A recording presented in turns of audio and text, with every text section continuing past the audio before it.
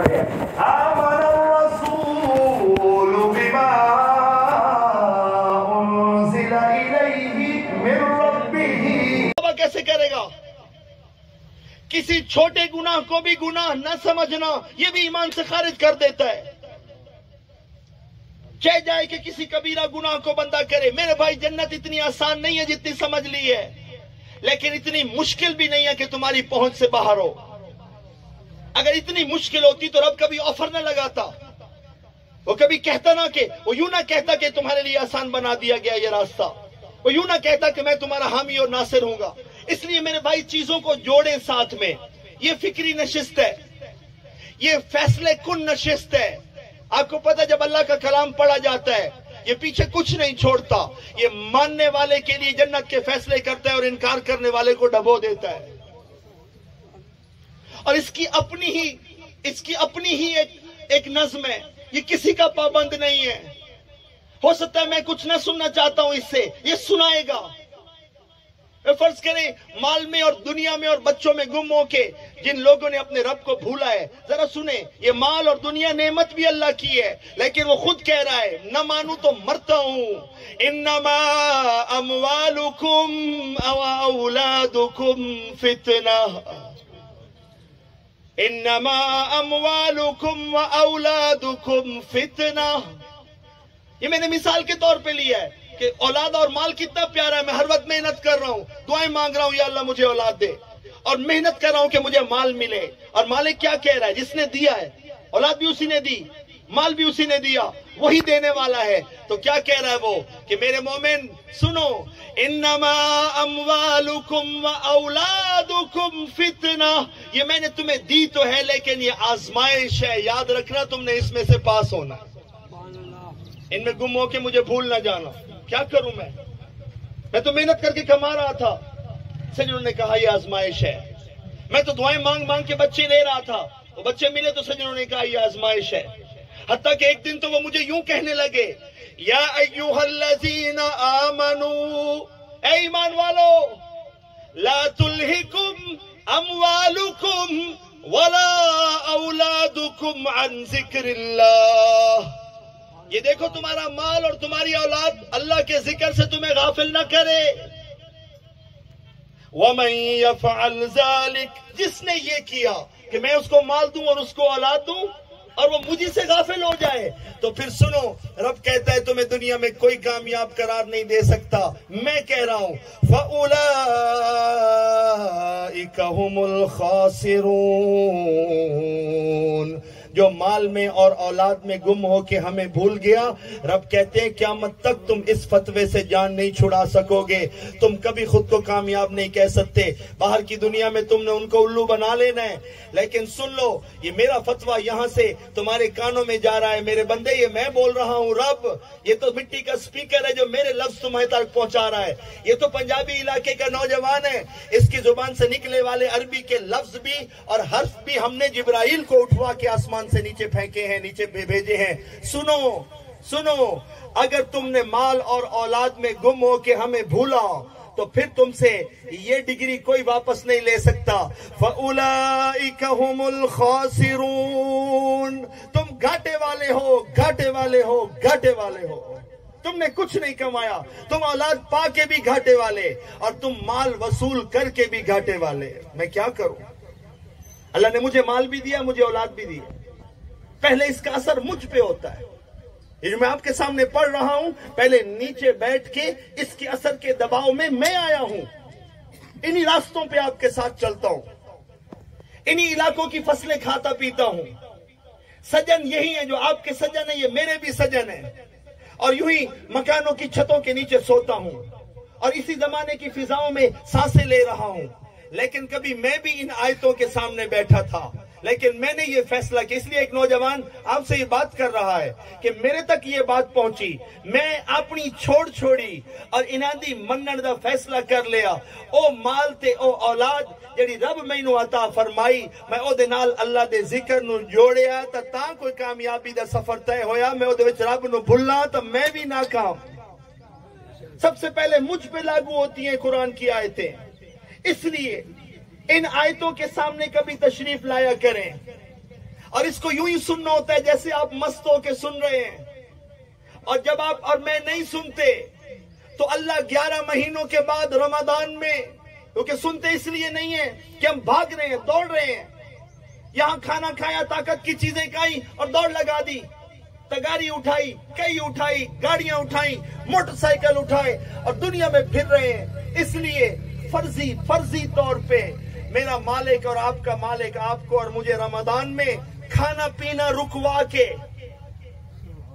کیونکہ کھانا پینا چل رہا ہو تو بندے کے اندر طاقت رہتی ہے، تو آپ کو اور مجھے ڈھیلا کر کے، طاقت ختم کروا کے، کھانا پینا رکوا کے میرا مالک اس رمضان میں کہتا ہے کہ رکو گے نہیں تو میری بات کیسے سنو گے؟ میں اتنی قیمتی بات کیسے تمہیں بھاگتے دوڑتے کو سنا دوں؟ اس لیے رکو، پورا مہینہ رکو، کھانے پینے سے رکو اور دنیا کی ساری خواہشات کو ترک کرو، اور کرو کیا؟ اس رمضان میں میرا قرآن سنو. اس کی وجہ یہ ہے کہ کوئی بھی دنیا میں بھی، تمہارے انسانوں میں بھی کوئی بندہ اپنی بات اس وقت تک نہیں کرتا جب تک کوئی توجہ نہ دے رہا ہو، اور کوئی بندہ اپنی بات کو ضائع نہیں کرتا اگر اگلا تیزی میں جا رہا ہو. تو رب کہتا ہے تم نے یہ کیسے جان لیا کہ میں اپنا خطاب تمہیں سناؤں گا اور توجہ نہیں مانوں گا؟ رب کہتا ہے جب میں تمہیں اپنی بات سنانا چاہتا ہوں تو میں تم سے بھی توجہ مانگتا ہوں.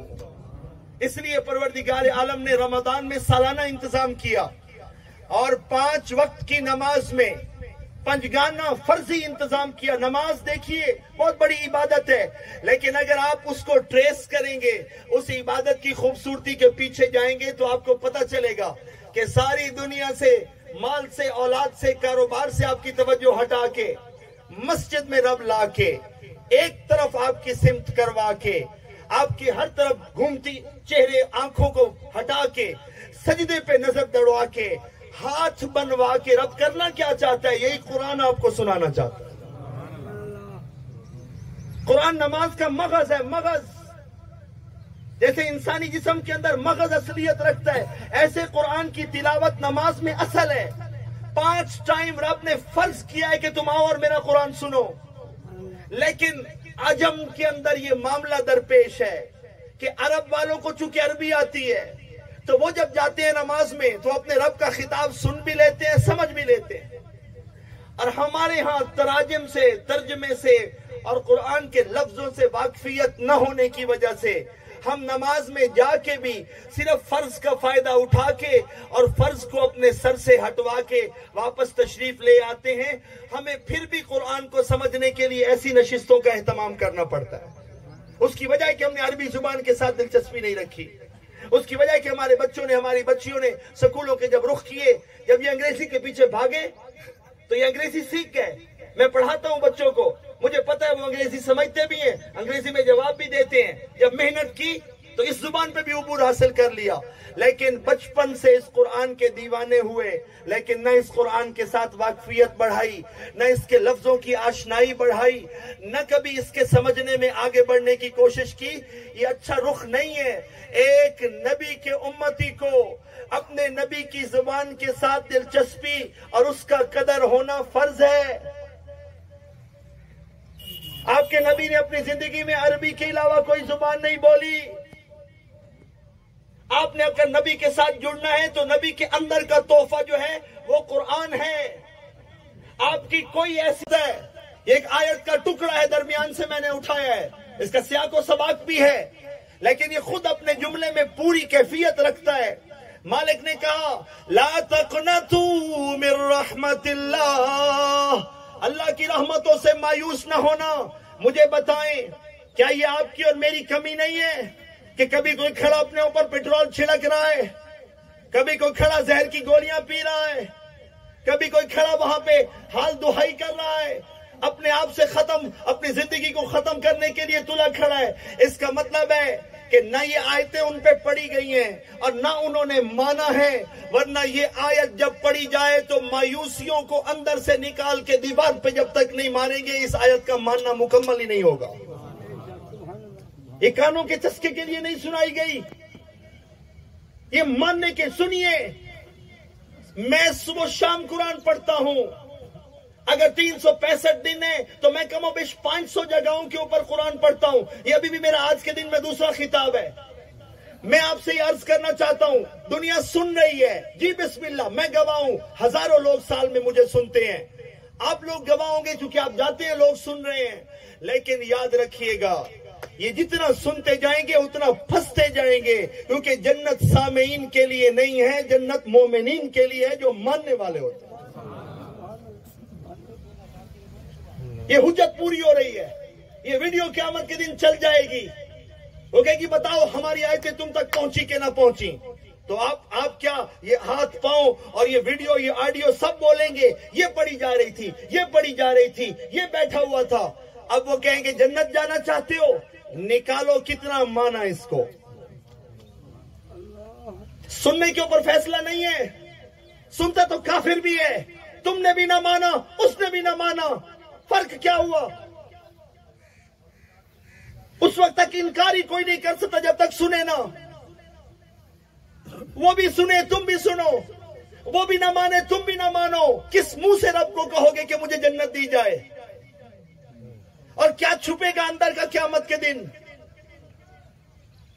سارا اندر نکال کے لوگ یوں پڑھنا شروع ہو جائے گا تمہارا اندر، اقرا کتابک، کتاب لکھی جا رہی ہے تم پہ ایک ایک بندے پہ کتاب، حسنی مبارک کی کتاب، اللہ دتا کی کتاب، محمد حسین کی کتاب، غلام محمد کی کتاب، غلام مصطفیٰ کی کتاب، اور تمہیں تمہاری کتاب پڑھنے کو دی جائے گی، میری نہیں، میری کتاب میں پڑھوں گا، تمہاری کتاب، اور ایک ایک ادا تمہاری ایمان کی بھی اور ایمان سے دوری کی بھی اس کتاب میں درج ہے۔ مانے بغیر میں بڑوں میں مایوسی دوڑ رہی ہو تو کب مانا ہے انہوں نے اس آیت کو؟ رب تو کہہ رہا ہے لا تقنطوا من رحمت اللہ، اللہ کی رحمت سے مایوس نہیں ہونا۔ تم تو مایوس ہو، تمہاری زبان پہ تو ہر وقت حال دھاڑ مچی ہوئی ہے، تمہاری تو زبان سے مایوسیاں نکلتی ہیں، یہ تو مومن کی صفت نہیں ہے۔ دو ہی صورتیں ہیں، یا تو تم نے یہ آیت سنی نہیں، سنی ہے تو مانی نہیں، تو دو جہان کا عذاب ہے۔ کیا؟ مایوسی کا، اس دنیا کا جو عذاب ہے وہ بھی کہ ہر وقت تیری زبان پہ شکوہ، اور نہ ماننے کا آیت جو قیامت کے دن تجھے قیمت بھرنی پڑے گی وہ اس سے دوہری ہے۔ اس لیے میرے بھائیو جب بھی اللہ کے ممبر کے سامنے آئیں ماننے کا ارادہ کر کے آئیں۔ آئیے اب قرآن کی آیت کا بھی اثر دیکھ لیتے ہیں۔ بالکل خاموشی آپ نے رکھی ہوئی ہے، جی بسم اللہ، میں دوبارہ آیت پڑھ رہا ہوں۔ اگر اندر مایوسی چل رہی ہے جو ساتھ والے کو نہیں پتا، کیونکہ ہر بندے کے اندر کوئی مایوسی اگر چل رہی ہے تو اس آیت کے سننے کے بعد مجھے بتائیں مایوسی کے ساتھ کیا کرتے ہیں آپ؟ اگر آپ نے اٹھا کے اس کو دیوار پہ نہ مارا تو آیت کے ساتھ وفا پوری نہیں ہے۔ لا تقنطوا من رحمت اللہ، اللہ کی رحمت سے مایوس مت ہونا۔ مومن ہی مایوس ہو گیا تو دنیا کیا کہے گی کسی کو؟ ایمان والا جو دنیا کو آس امید دلوانے والا ہے اگر وہی مایوسیوں کا شکار ہو گیا۔ آئیے میں ایک اور آیت سناتا ہوں آپ کو، اور یہ اللہ نے تکرار کے ساتھ کہی ہے۔ مجھے بتائیں یہ نہ نماز ہے، نہ روزہ ہے، نہ حج ہے، نہ زکوٰۃ ہے، اس کے ساتھ کیا کرتے ہو؟ ماننا ہے تو کیا کرو گے؟ یعنی ماننا بھی پڑا تو کیا کرو گے؟ سنا تو میں نے جی، ترجمہ تو میں بتا دوں گا۔ مانا کیا آپ نے اس میں سے؟ فَإِنَّ مَعَ الْعُسْرِ يُسْرًا إِنَّ مَعَ الْعُسْرِ يُسْرًا۔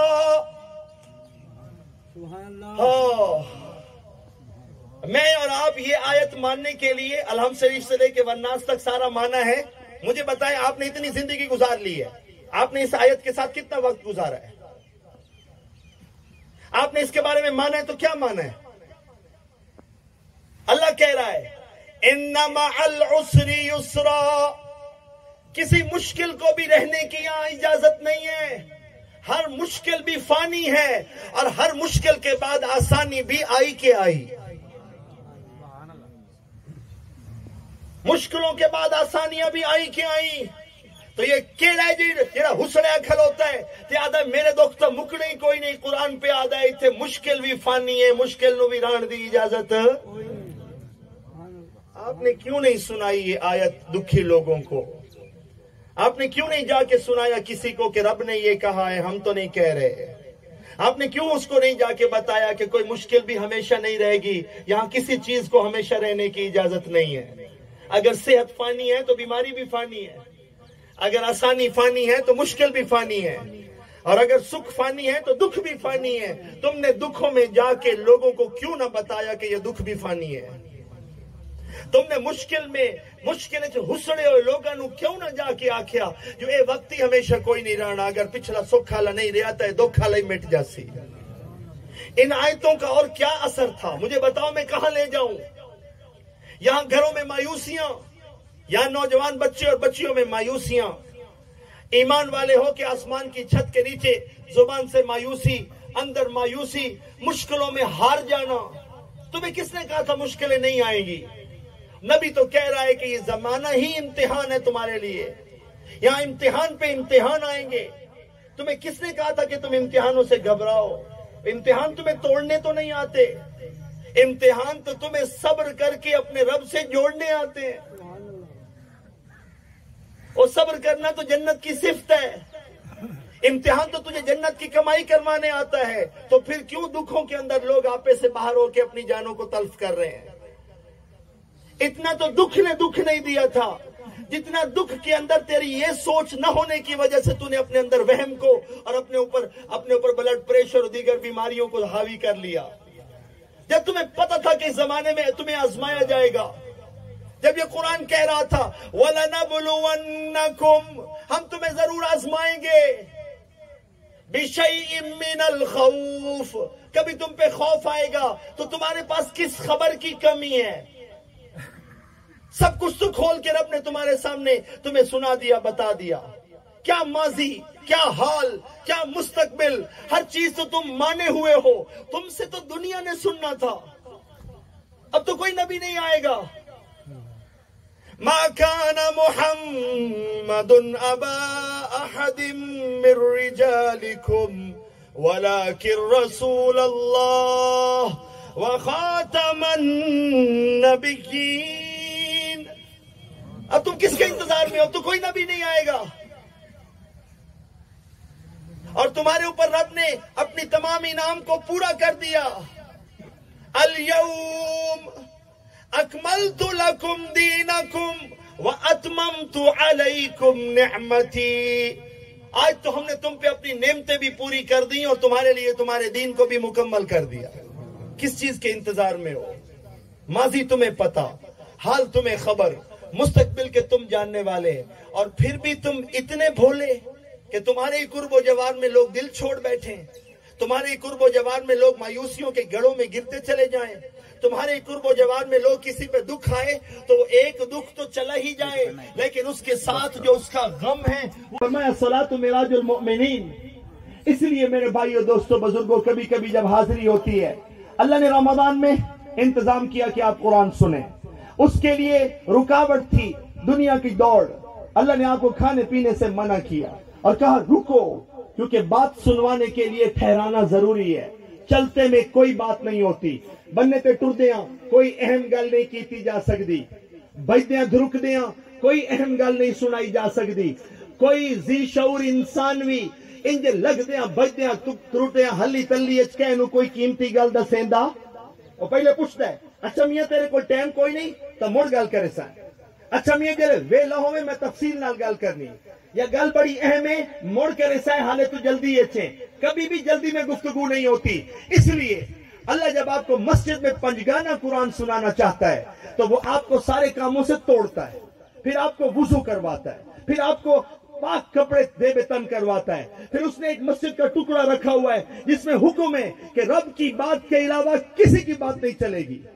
پھر وہاں جوتے اتروا کے آپ کو کھڑا کرتا ہے، پھر سمتوں سے آپ کے رخ ہٹواتا ہے. پھر مغرب جو کعبۃ اللہ کا علامتی عرش کے نیچے ایک نظم اور سمت ہے اس کی طرف آپ کا رخ کرا کے کہتا ہے اب رکو اور اب ایک نعرہ لگاؤ اللہ اکبر، اور ہاتھ باندھ کے اب میرے قرآن کی میرے سامنے تلاوت کرو. اور اس کے بعد آپ کو پتا ہے سجود اور رکوع کیوں ہے؟ آپ جب اس کے اوپر غور کریں گے آپ کو لطف آئے گا، کیونکہ جب آپ قرآن سنتے ہیں تو اللہ نے خود ہی قرآن میں کہا ہے وَإِذَا تُلِيَتْ عَلَيْهِمْ آيَاتُهُ زَادَتْهُمْ إِيمَانًا. کہ جب میری آیتوں کی تلاوت ہوتی ہے تو مومنوں کا ایمان بڑھ جاتا ہے. تو اللہ چونکہ مومنوں کے بڑے ہوئے ایمان کی صفت جو ہے اس کو سمجھتا ہے، لہذا مومن اظہار چاہتا ہے کہ یا اللہ میں نے تیرا کلام سنا ہے، تو چونکہ میرا ایمان بڑھ گیا ہے تو مجھے موقع دے، میں تجھے رکوع کروں، میں تجھے سجود کروں. کیونکہ اس کا من کرتا ہے کہ اب میں اپنا ماتھا اس کے سامنے رگڑوں. اس لیے اللہ نے انسانی فطرت کو سمجھتے ہوئے اور مومنوں کی جو ایمان کی اتار چڑھاؤ ہے اس کے معیار اور اس کے روح کے نظم کو سمجھتے ہوئے رکوع اور سجود جو ہے وہ عطا کیے ہیں تاکہ مومن رکوع کرے.